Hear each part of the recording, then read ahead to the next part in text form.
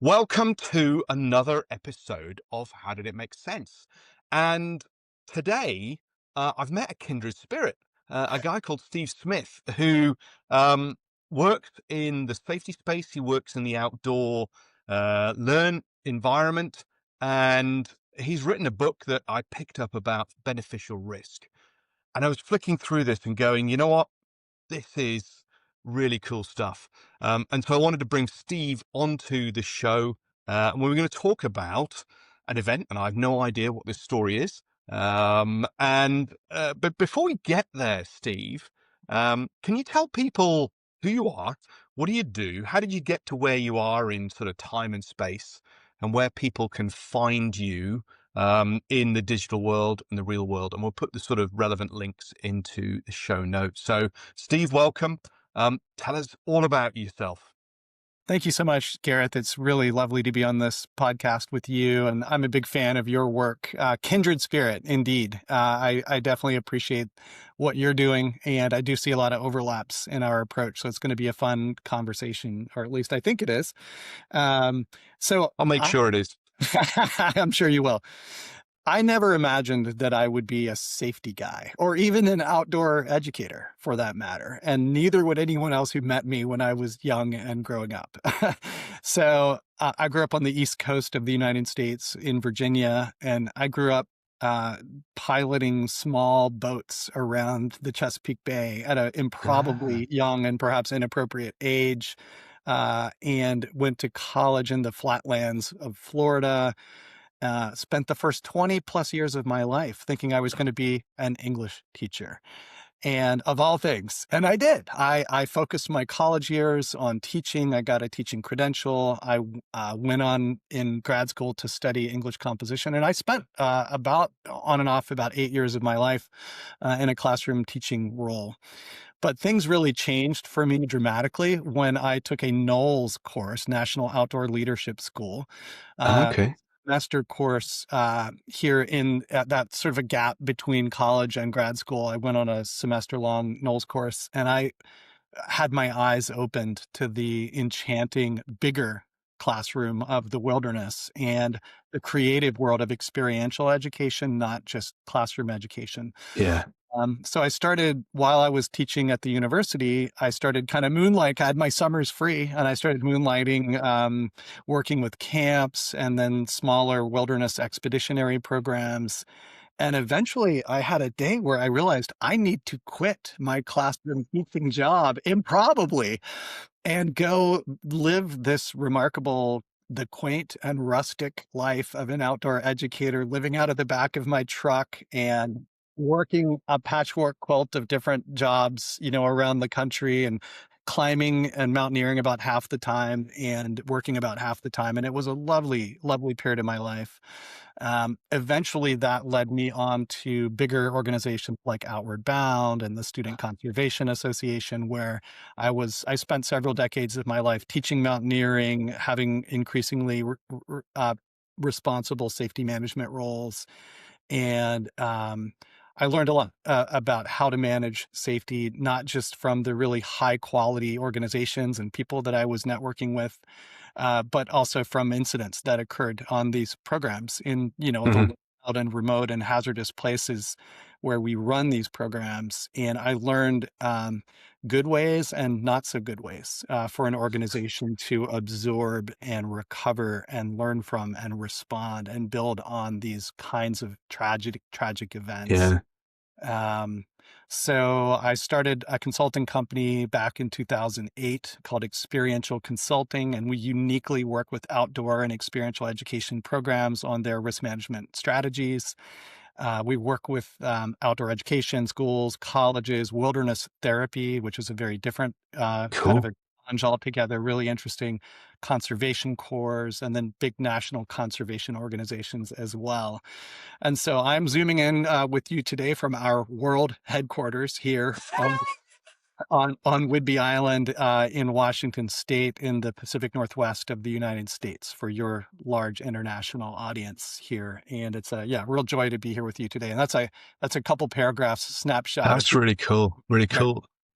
So we can put the website link in, and we'll find an email address for you as well to stick into the show Great, notes. great. And it's really interesting to understand, as I'm picking the language out that you talk about, in effect, resilience, and it's that ability to recognize what's going on, to monitor the systems we're in, to adapt because no plan survives first contact with the enemy, Mm, and learn in the process, and that then informs our future processes. And I think in that sort of outdoor education space where genuinely we have to expose people to the risk, and that gives them a greater idea of how to operate in the real world, where it's not all fluffy, and you can't take everything away. So mm. um I'm sure we'll come on to this as we go through this. So um for those who've been on the podcast before, what's coming next is a simple linear first story.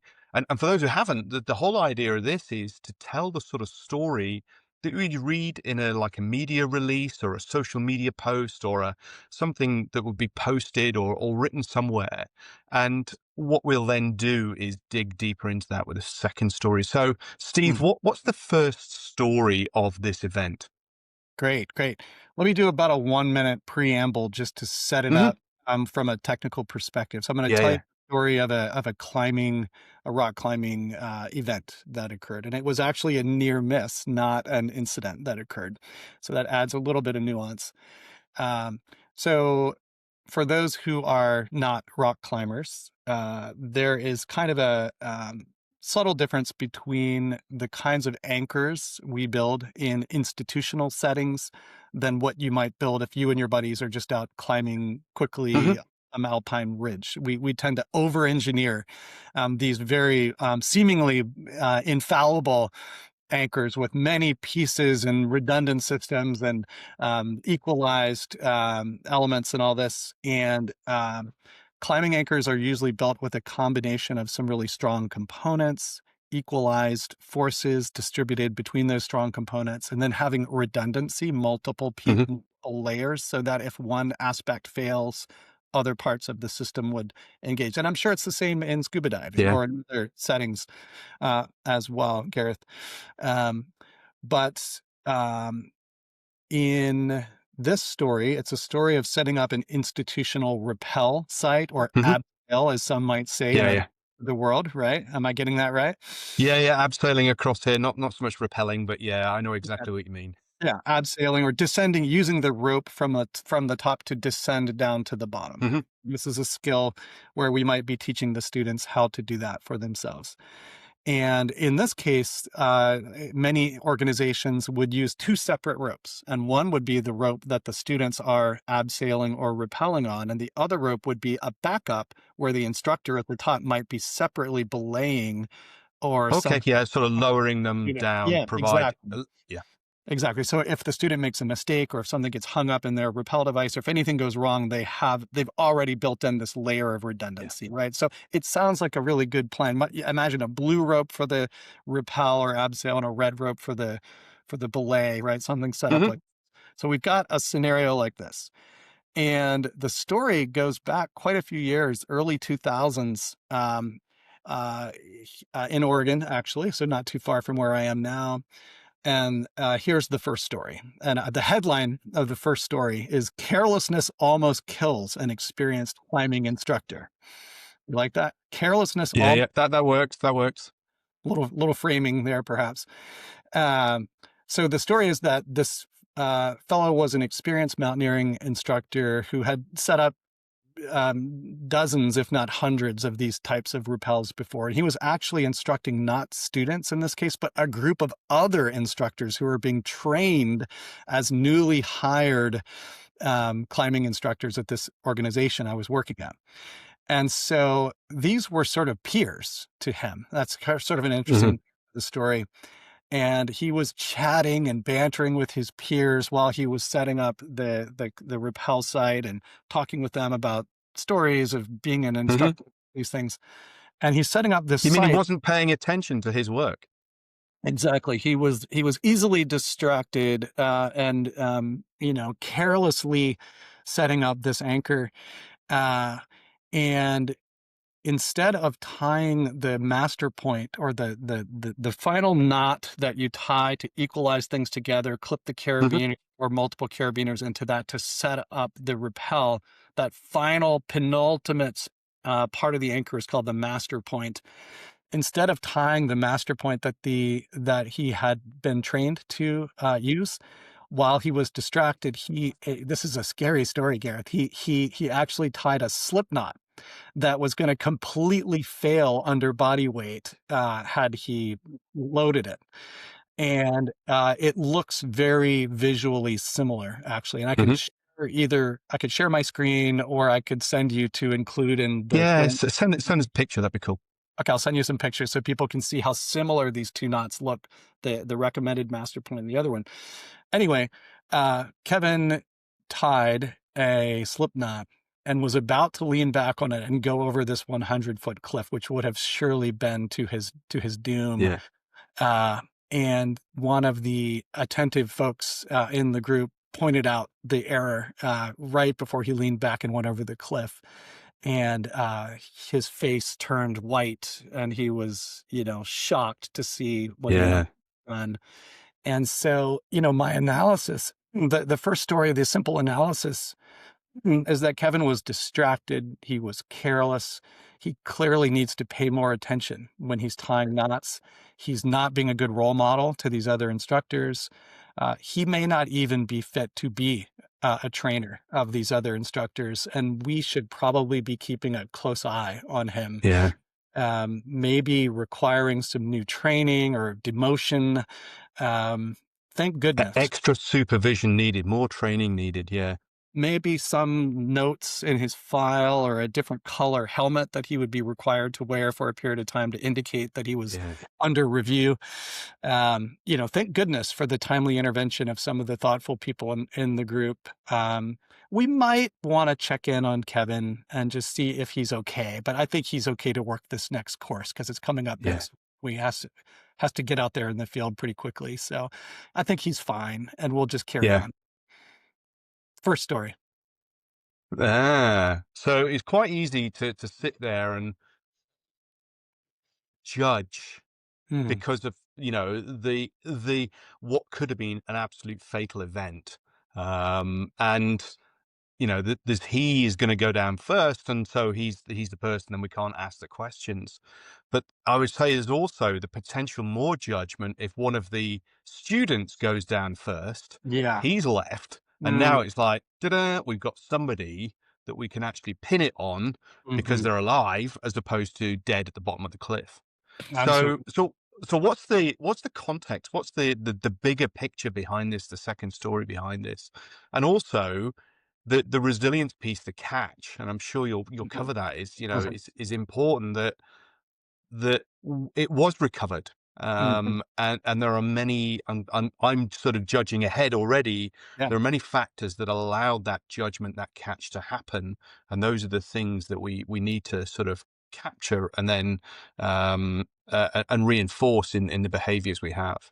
beautiful. Well, since you brought it up, let's start with the catch. And, the fact that this instructor, this careless instructor, had actually spent days leading up to this near miss, um, instilling in his participants, the fellow trainees, a mindset of looking out for each other, of calling time out when needed to ask questions, being explicit about the importance of giving and receiving feedback, and that he didn't want them to assume that just because he had been there longer than they had, that he was going to do things perfectly. So he had instilled a mindset Cool. from the beginning that was sort of leveling the hierarchy a bit and to Yeah, yeah. Flatten that gradient. Yeah, right? Yeah, creating like acknowledging the power dynamic between him as their trainer and them as these yeah, brand newbies, but trying to say, You have expertise too. You were hired yeah. for a reason. We want you to be actively participating in this training because we're preparing you to take kids out, coming Mhm. up just a few weeks, and you're going to be in charge. And we need you to adopt that mindset from the beginning. So from the very outset, he had created this, for lack of a better word, kind of a group dynamic or a culture that was about speaking up and looking out for each other, and Hmm. not just blindly trusting, that Yeah, yeah, had been done properly. So how did that play out in the story? Really obviously, like that yeah, allowed someone not just to notice that he had tied this potentially deadly knot, but to have the courage to promptly like say, time out. yeah, Time yeah, yeah, Can you look at that real quick before you lean back and go over this 100-foot cliff? And I was actually I was walking around between groups, and I came onto the scene like at that moment, and I saw his face just turn white. And I yeah, all saw my friend like go over the cliff, yeah, and just such a remarkable thing. That the organization, creates this culture of learning and openness and speaking up and all this. So I think that was a really yeah. significant Oh, part totally. of the story. The other one is a little more subtle, but it starts weeks, months earlier. And it was a decision that had been made by the organization itself to introduce a new master point knot. Oh, okay. And one of the things about a climbing system, I mentioned redundancy, and I mentioned, having different elements that you equalize and bring together. But there's some things in the climbing system that are not redundant. And one is the climbing rope itself. Yep. Unless in certain instances you might use a double rope system, but broadly speaking, there's one rope and there's a climber and there's a belayer, or there's one Yeah, rope and a rappel anchor, right? And like the rope is not redundant. yeah, The harness that the climber is wearing is not redundant. And the reason why these things are not redundant is because they are designed and engineered to be strong enough that you don't need two harnesses, yeah, right? yeah. So where I'm going with this is uh, the organization had required a new master point knot that had two loops to clip into instead of just one, because they had decided they wanted that part of the anchor to also be redundant. Okay. And it was interesting. It's debatable for sure if that part of the anchor ever needed to be redundant in that way. Yeah, And the only thing that might lead us to want to make that part of the anchor more redundant is if we're using cheaper anchor material like webbing instead of a yeah, static rope or something else that they could have used. So the point being, when it's a story of trade-offs. If we're not going to yeah, yeah, in the most strong equipment, then that leads us to start compensating for that by creating these layers of redundancy. But here's the thing: adding more and more and more layers of defense does not automatically yeah, make us safer, right? In fact, it created the conditions where the complexity of this master point with the two loops. Kevin, in his he had tied, knots, yeah. hundreds of times, but what he was more familiar with tying a slip knot than he was this brand new double bite overhand knot that they had required as the new master Hmm. point. And so, in his distracted moment, his imperfect human moment that he was having, his hands tied the knot that he was accustomed to tying, which was not Yeah, fun for the situation. But it all goes back to this decision that had been made, months earlier, to introduce a brand new solution, perhaps to a yeah, problem that didn't really exist, which is there had never been a case, to my knowledge, of the master point being the part that fails. yeah. When an The little bite of the webbing or the rope that snapped, and that's such a small area, and it's not going to encounter friction. It's not got a lot of it's, yeah, exactly. I can totally see why that wouldn't necessarily be seen as a failure point. But that bit of over engineering. But I think there can be, like, in from the administrative perspective, if you're not the one out in the field with your hands on the equipment, making all the Yeah. decisions, there can be this seductive temptation to want to compensate by adding more and Hmm. equating this idea that as we add more, we are automatically in a linear way becoming more safe. And Yeah. that idea of adding more and more and more and more and equating that with safer and safer and safer and safer, at some point that breaks down. And in this case, what they did was they added complexity, and Hmm. the hazard, the true hazard of the deadly slipknot was hiding in the complexity that they had added by requiring more and more and more and more, making a part of the system that Yeah, never needed to be. Right? interesting. Isn't that fascinating? Do you see Uh, parallel this, in yeah, so adding complexity, um, and actually it's taking extra gear with you. They don't necessarily need to take with you. Um, Mm, Divers probably the same as many outdoor specialists mm, are like magpies for shiny stuff. mhm. So it's I'll have another piece of kit. I'm not big, and Yeah. they don't necessarily need it, but there's a perspective of it's a good thing to have. It's a sexy thing to have. And actually, if you don't practice using it, then it can cause problems. And so I'm just thinking off the top of my head now with closed Mhm. circuit rebreathers, which is basically a closed breathing loop. You've got carbon dioxide scrubbing material. There's an oxygen injection system. So when you metabolize the oxygen, it's replaced. And then you Mhm. add a diluent gas that allows you to breathe the gas at depth because below 6 meters, pure oxygen starts to become toxic. And so that equipment is not certified as safety of life. Um, Mhm. so the get out of jail card is the diver bails out to normal open circuit cylinders, sort of scuba cylinders you would see on people going on holiday. But there's this sort of false sense of security as well that I've got technology, it's really reliable, and people then don't practice the emergency procedures. So they'll take in effect this spare parachute with them, but they never actually practice doing the bailout from depth. Mhm. And that means that when the proverbial hits the fan, it's not a smooth moment. It's not, you basically got to change your gear, you've got to change the electronics, and Mm. then you've got to ascend, and now you've got other things going on. So it's Mhm. almost that bit that people sit there and go, you're taking that with you, but actually, can you use it? Are you going to be able to use it effectively? So there are some parallels in the diving space. Um, I think there's also this bit that people don't necessarily think about the failures in diving where we take redundant gas or a gas reserve. And there are dive boats that will say, "Well, what are you getting back on the boat with this gas for? That's still another 10 or 15 minutes worth of diving time." Yeah. It's like, because that's me and my buddy's gas. It's not just my gas. Mm. We're dealing with a team environment. So my Right. resource is yours and yours is mine. Mhm. And so actually we've got to be able to deal with that ascent.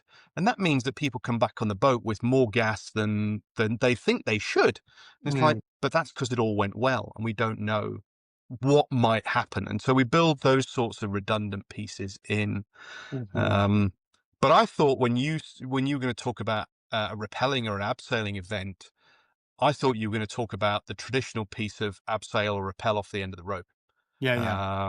And that's the sort of, to me, the common failure mode of we've done the difficult piece, we've Mhm. climbed up the rock face, we've got all of that stuff, and we're going to do the easy thing, Yeah. and we forget that actually we're still up a mountain. And we don't necessarily think about that's the most critical step is putting that knot in the bottom of the thing. Now you get to the bottom of the line and you've rappelled down, you're like, now what? Mhm. Mhm. Yeah, and that one's been in the news quite a bit lately because of some really high profile, I mean, it's a long-standing issue, but there's been some high Mhm. profile events that occurred where folks unfortunately did go off the end of their ropes. And there's often a simple story there, as well, the simple story of just complacency or whatever you might Yeah. have. There's sort of That's a really interesting one, because it often does kind of come down to this efficiency thoroughness trade-off that's happening between there are some very limited downsides to putting those little knots in the ends of your rope. Mhm. Some things that there's some problems that they can cause, while there's also many critical problems that they can prevent, and people get Yeah. confused about which one is more important.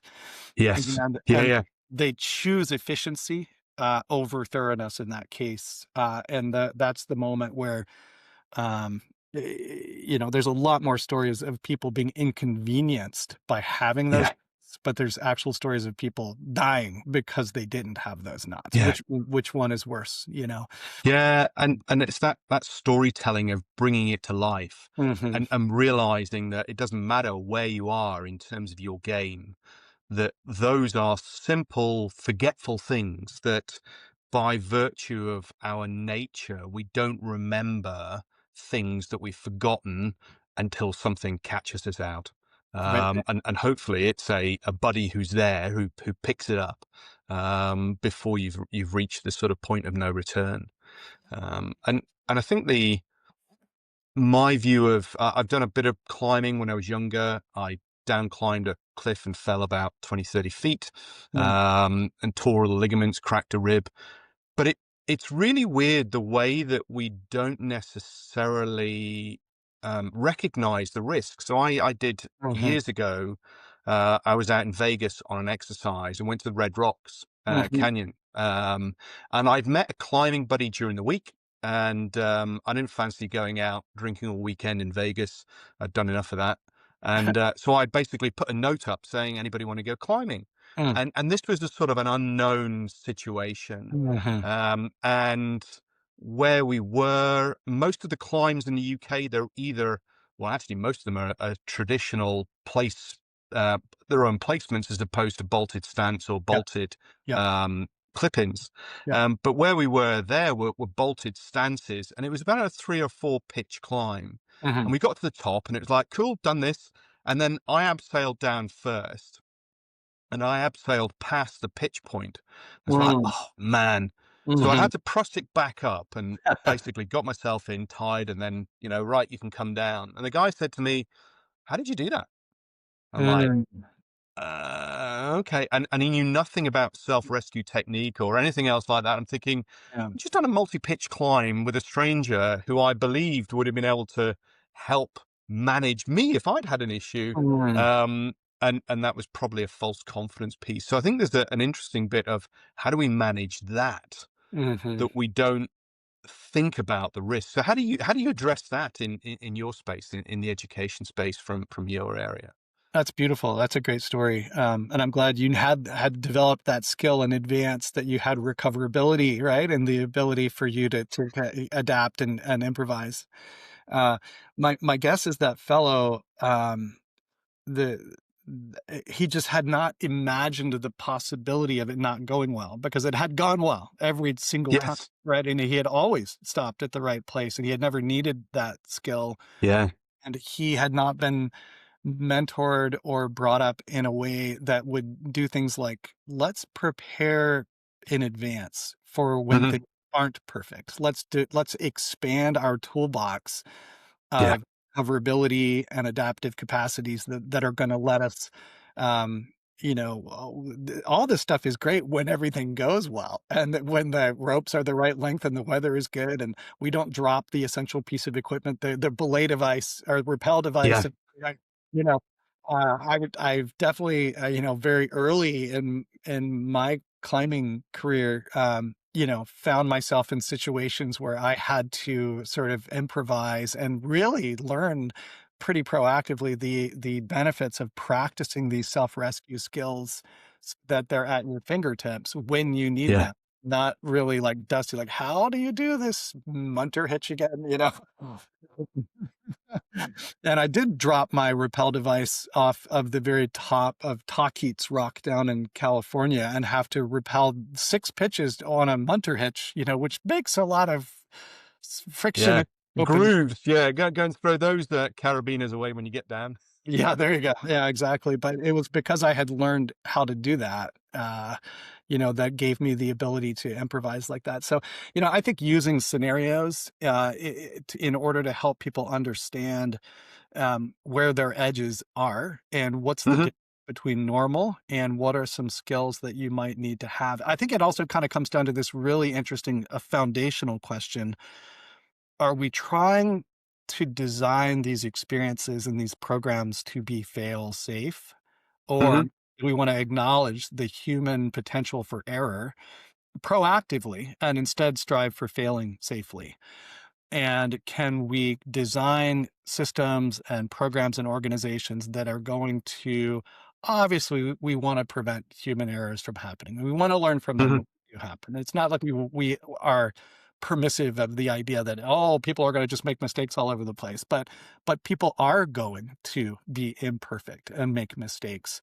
And the best thing we can do is to proactively begin with the mindset of designing situations where people can fail safely, and Yeah. not the consequences associated with, getting to the end of your ropes and having no idea what to do to get back up again. uh, Yeah. Yeah. Totally. yeah, yeah. And one of the bits that I really took from your book, and I'm looking forward to the next one. We'll come on to those in a minute. Mm, Is this idea of beneficial risk? mm, And even when I'm working in the corporate space, and I did some work this year, number of ports and terminals, and the sort of comments, the traditional comments that came back were, why are they doing that stupid stuff? Why are they putting themselves in harm? mhm, And it's this bit of trying to get them to flip it, the mindset round to say, what are they doing that's beneficial? mhm. What are they being rewarded for? And there was a scenario of a train being loaded onto a ferry or a vessel, and there were two sort of wheeled vehicles, and there's a train carriage in the and you this closed circuit TV. A guy walked underneath the moving train vehicle as it's being moved onto this ferry, and the ops director was sitting next to me, and they're playing this video, and I just looked at his face, and it was just like, what? And I said, how do you feel? I said, what are they doing? I said, that's fine. Just don't overtly vocalize that. Mm, But he'd sit there and go, okay, so what reasons would one person go underneath that train while they're trying to get it onto the vessel? It's mhm. like, because they're stupid, they're complacent, they're not Yeah. paying attention. Mhm, And it's like, how many people are needed for that job? Two. How mm, many did you task? mhm, One. mhm. And they've got a schedule to meet. And he is trying to make sure that on the inside of the curve, it doesn't hit the stanchions on this side, on the outside, it doesn't hit there. And the only way he can do it in the timelines is to go underneath the train while it's being moved. And so it's that bit of there's the reward element. And, from your book, this was the massive bit that came from me is it's the beneficial aspects. Why do people do what they do? And so tell us a bit about that beneficial risk aspect and how it works in the outdoor space as well. Well, wonderful. Thanks for that. Yeah, I mean, I think that it is very easy with the gift of hindsight to look back at something that has already occurred and to say, oh, well, they were foolish, or they never should have done it, or why did they take these foolish risks? And that's ignoring the hundreds or thousands of people who got wonderful things from climbing that same mountain or paddling that same river. Yeah. And we don't see news articles about those people, and we don't hear, about all the good things that are coming. We hear the one story of tragedy, and then with recency Yeah. bias, whatever else, we make that into the entirety of the story. And so, is the goal of these outdoor education and outdoor, pursuits, it was never about safety. If you wanted Yeah. to be safe, you wouldn't have gone to begin with. You would have stayed at home, and that carries its own risks, by the way. Yes. Yeah. Yeah. Health risks and the mental risks, and absolutely. Depression and obesity and drug use and whatever else there might be, so there was always an underlying benefit. And I think we have, misframed it in some ways by only talking about risk in a negative light. We only talk about risk after something has gone wrong, and then we Yeah. frame it within the domain of losses. What did we have to lose from this? And if you reframe it in the domain of gains, and Hmm. this idea, the phrase of beneficial risk, was kindly provided to me by a friend and colleague in Australia, where that is more of a common term. Hmm. And so I shamelessly stole it and credited him in the acknowledgments of the book with the concept. But that I love that concept of, risk. Risk and safety are different things. Yeah. Safety is freedom from From harm. harm. The risk is But we're in a harmful environment. again, exactly. So first of all, we couldn't get rid of that if we wanted to, right? Yeah, So yeah. there's that, but then there's also like framing it in terms of what we have to lose, right? It's about harm and loss. And if instead of safety, if we talk about risk, that's really more on a spectrum. You Mhm. know, can be more risky or less risky, and there's things that you can do to slide that depending on your preparation and your training and your equipment and your approach. And luck sometimes plays a Yeah, factor, yeah, yeah, yeah. and things out of your control, like weather or changing ecosystem or climate change or whatever. But anyway, so if we think about then if we get away from safety, and people like to use these platitudes, safety is our top priority, safety first. Yeah. We use these platitudes, but it is much more useful for an organization to have an honest conversation with themselves and then externally with their participants and the parents of the children who are going on these trips. What is the role of risk in our organization? And can we, instead of avoiding the negative, Mhm. how do we identify and train to and pursue the beneficial risks, the positive ones? And we succeed a lot more than we fail. And if Yes. with Yeah, this yeah. right, with this approach, we can be more targeted about what are the beneficial risks that make the undesired risks of this program worthwhile, Mhm. and a risk that we're willing to proudly and actively pursue. So I think it's a deepening of our internal calibration of how we think about and talk about those things. But I also think Mhm. it's moral responsibility that we have to be honest with ourselves and with others about what we're really doing. And safety, is not the best word for it, because that again is freedom from harm. Instead, this is about pursuit, not avoidance. We're not avoiding Yeah, yeah. X, Y, and Z. We're pursuing the positives. And of course, there's the undesired sides of it too that can occur. We need to be able to be prepared to respond effectively when things don't go well, because that happens Yeah. for the best organizations.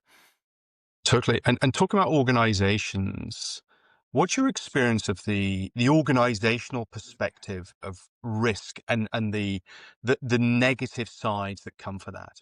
My I sat in a conference presentation a number of years ago where there were some insurance companies involved for diving agencies, Mm. and they said as long as all the paperwork is complete, you'll be 100% safe. Mhm. And I went, Paper safe. hands up here. Do you mean like paper safe or do you mean operationally safe? Because those are two very Mhm. different things. Yeah. And what we're finding in the diving space is that the fear of litigation is driving perverse behaviors. And so what we're doing, and your book sort of highlights this, is Mhm. this idea that we create ultra safe training environments. And then Mm. when people leave the fold of training, they're actually not adequately prepared to go and deal with the real world. So how does it work in the outdoor education, outdoor learning environment from Yeah. an organizational risk loss perspective? Yeah, thank you. I love that you brought up this whole misperception about being paper safe. And then that arises from a tendency that societies can have to sort of equate liability avoidance with actual operational safety, as you really nicely Mm, framed it. So, avoiding liability is a legal and perhaps financial function, and safe or managing risk, however you want to frame it, is really about the human beings and yeah. about organization itself. And so, I've got a quick story I can share about a Yeah, school. go for it. Go for it. You're gonna love this, and I think this story is actually in the second book, that's coming out next week, by the way. So this story is about a school that, with the best of intentions, and I think, using a data-driven, mindful approach, had been informed by their insurance provider that the majority of, vehicle, uh, collisions and incidents were occurring in their area after dark, and that they had recently hired a bunch of new instructors for their outdoor education experiential learning programs. And, they wanted to take care of their people and their kids. And they pretty quickly implemented from the risk management department, implemented this you see where this is going. They Yeah, yeah, yeah. did a new policy that they groups all needed to be wherever they were going for the day before dark, and that they weren't allowed to drive after dark. And of course, there was a little clause that was like, if there's an emergency or if something's Yeah, happening, yeah. so you can go after dark if you need to. But our intent is for you to be in your campsite or be back from the trailhead or whatever your activities are. We need you to not be driving after dark.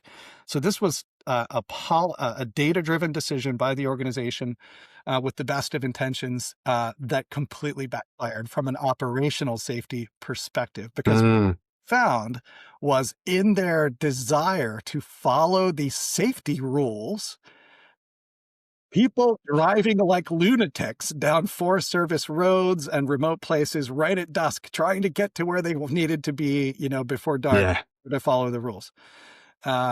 Similarly, let's say, for the sake of the story, let's say the same school had wanted to be more in touch with the groups that were out in the field. And so they had implemented this new policy that the instructors were supposed to call in on their cell phones at 7 a.m. and 7 p.m. each day, not when things were wrong, but to confirm that things were good. This oh, yeah, mandatory call to like check in and just basically reassure the people in the office that everything was okay, right? So what we found was, again, with the best of intentions, they were trying to promote communication and two-way communication and checking in and supporting the groups. yeah. But the unintended consequences of this was people leaving the kids alone in camp so that they could run up the nearest hill, I get some signal somewhere. make the phone call, right? So again, these are examples of that conflict between liability avoidance, and this sort of top down. Every story I've told here today, between the rappel anchor, the new master point, the driving policy, and the communications policy, all of these are things that are being implemented from the top down without checking in with the people on the front Yeah, lines. What could go wrong here? What new pressures might this create for you? What challenges have we not thought about? How might this make us less safe? And instead of phasing things in with input from the front lines, all hmm, kind of done from the top down, that created unintended and unimagined consequences from an operational safety perspective. In one case, almost a death with the repel. yeah. So, Wow. moral of the story here is, let's involve the frontline folks Yeah, as links in the chain and as parts of your management strategies, and recognize the expertise that the people in the front lines are bringing to imagine things that could go wrong that you can't imagine in the office. yeah, yeah. Oh, totally, totally. Mhm. And I posted something today of Mm. the F-35 that was lost up in Alaska with water freezing in the hydraulic lines, and the aircraft thought it was still on the ground or it was in the air because the sensors weren't moving or the systems weren't moving. And the report was, well, they should have just tried harder. You should have known that this was going on, that they should have had more staff to Mm. service this, and basically it was an unsafe attitude. It's Mhm. like, well, if you don't have enough resources and there are operational pressures to get something done, people will be creative and adaptive and they will manage what they perceive to be the risk that's there. And I think that then goes back to the higher level piece of educating those who are managing dynamic risk in real time beyond the compliance frame. And Mm. so you've got to use sort of scenario based training, Yep. evidence based training that sits there and goes, how do you deal with a failure there and then? And as opposed to the compliance, which is easy to measure and tick off and go, yeah, they've said those keywords, they've said those things, they've demonstrated the flow, but throw a fastball in, right? That person's now down. What are you going to do? Mhm. That's not in the scenario. Yeah, tough. We don't have those scenarios in the real world. The real world doesn't measure that. So, and that brings me on to my final piece because you mentioned it, and by the time this podcast goes out, your book will be out. The second one, what's that about? because I love the title, and it's something that I use in the work that we do here with the human diver as well. Oh, lovely. Well, thanks. So, my new book is coming out next week, and so maybe, yeah, as you said, maybe out already by the time this podcast comes out.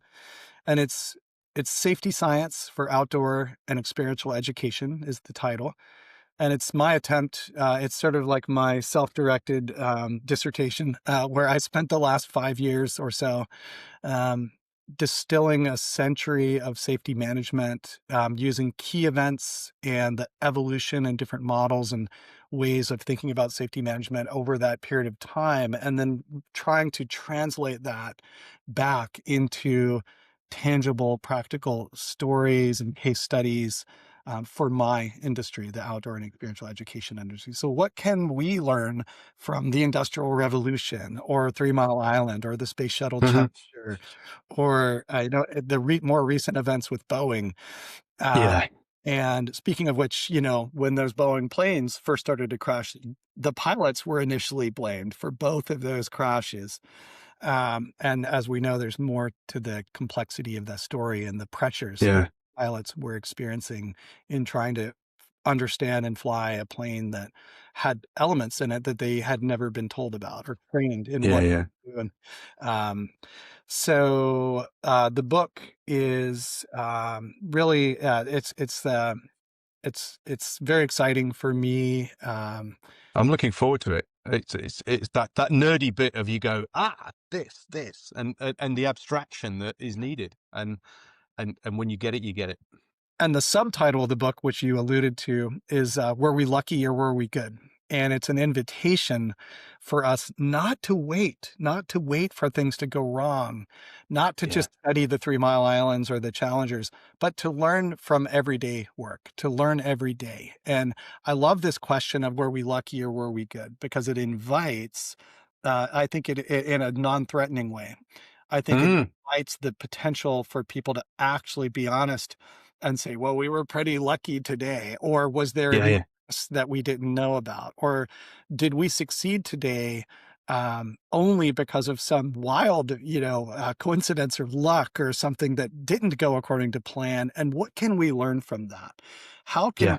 How can we use this to get better continuously every day instead of waiting for some tragedy to occur in order to then study the thing that has gone wrong. I love Yeah, the notion that we can't understand happy marriage by only studying the cases that end in divorce, and we can't yeah, measure yeah, safety by only looking at the moments where we were in fact not safe.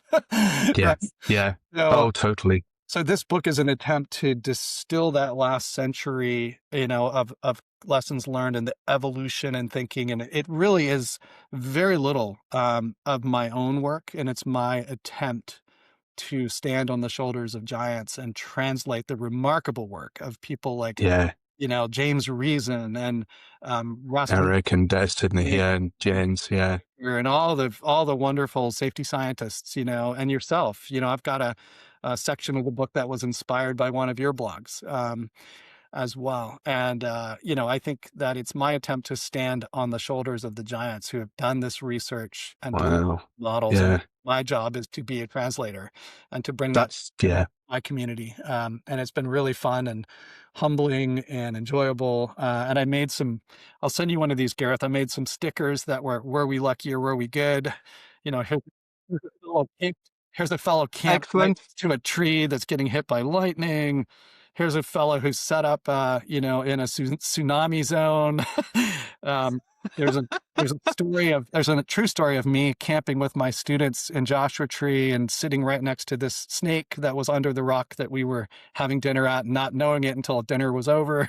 So anyway, there's a lot of these where we like Cool. we good moments that are peppered throughout the book. So can't Excellent. Excellent. I'm looking forward to that. And so the final piece then is not your books, because we're going to put links to those, and by the time this goes live, it'll be on Amazon and wherever you're publishing it. So if you can send us the link for that, that'd be cool. But what sort of book or paper or video or article would you recommend people go and consume to further their knowledge in terms of developing performance, because I don't think we're safety people. I think we're performance people. Yeah, beautiful. Well, I think maybe just because we were talking about the history of safety management, Eric Holnagel's Efficiency, Thoroughness, Trade-Off book is Yeah, it's great. wonderful. And he says that's his favorite book of all the ones that he's written. So if it's good enough, Ah, it's good enough for me. that's cool. So I'm a big fan of that. And I'm also, I love, you had Jesse Singer on your podcast Yes. some Yeah, yeah. time ago, and I absolutely love the research that she did and the way she framed the notion of accidents. And her book is called Yes. There Are No Accidents." And if you Yeah, yeah. that book, I really recommend it because it Ex crosses over between not just occupational safety, but more Yeah. cultural Societal, science, cultural. Yeah, time totally. management. And it's I remember reading that and getting quite depressed, and I got hold of Ron Mhm. Gant, and I went, "Ron, this is such a sad, depressing book that, there are so many choices that we think we have Yeah. when we don't." And he Mhm. said, "Actually, I use that as a positive to Mm. show people that there are many things that are out there that we just don't even take into account of how our interface with the world and other people is just shaped by things that we just not aware of." And so what are the structural things that are making good safety decisions harder or easier? And as your shirt says, how do Yeah, yeah, yeah, exactly. we make it harder to do the right thing or the wrong thing? How do we make it harder to do the wrong thing? And then, or conversely, how can And society make it easy to do the right thing. function where they have no good options? There is no Yes. right thing, right? And how do we recognize that so that we can advocate for, changes at a structural level, not just blaming the individual at the sharp end who stepped in front of that bus or crossed Yeah, oh, where there totally. was no crosswalk or was trying to get home with her kids, from daycare at a place where Yes. she had no other way to cross the road, so I think Jesse's book is really wonderful. And I'll mention one more. Mhm, go for it. Podcast. I love your podcast, but I also love Choiceology as a podcast by Dr. Katie Milkman. And Okay, she's a professor at Wharton University, and she studies the science of how we make decisions. And it is absolutely fascinating and useful cool. podcast. Not heard of that. I'll be going there. Honestly, that you would love it so much because it's cognitive biases, it's shortcuts, it's making it harder to do the wrong thing. She has a lot of strategies for that. So Cool. Choiceology is one that I would recommend to all of your listeners. Brilliant. Steve, thank you very much for your time and your stories and your wisdom. And I look forward to the book when it comes out, and I'll be devouring that. It's been awesome.